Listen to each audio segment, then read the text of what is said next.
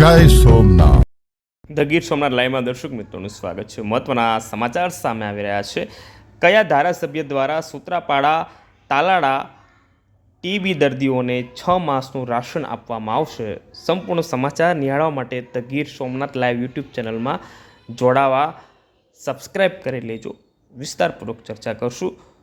ધારાસભ્ય ભગવાનભાઈ બારડ દ્વારા ગોળ, ઘી, સિંગતેલ, ચણા, મગ, તુવેરની દાળ, ચોખા સહિતની 11 કિલોની કીટ દર્દીઓના ઘરે પહોંચાડશે તે બાબતનું નિવેદન ભગવાનભાઈ બારડ દ્વારા આપવામાં આવ્યું છે। ટીબી મુક્ત ભારત અભિયાન અંતર્ગત નિશ્ચય મિત્ર દાતાઓ દ્વારા ટીબીના દર્દીઓને દત્તક લઈ 6 મહિના સુધી રાશન કીટ આપવામાં આવશે।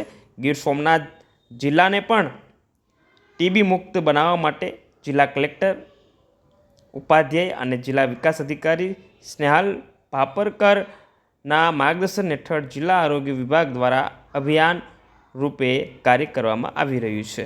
અને આપને આ સંપૂર્ણ સમાચાર the Gir Somnath live YouTube ચેનલના માધ્યમથી પસંદ આવ્યા હોય તો લાઈક કરજો, કમેન્ટમાં આપનો અભિપ્રાય આપજો, શેર કરજો અને સબસ્ક્રાઈબ કરી લેજો।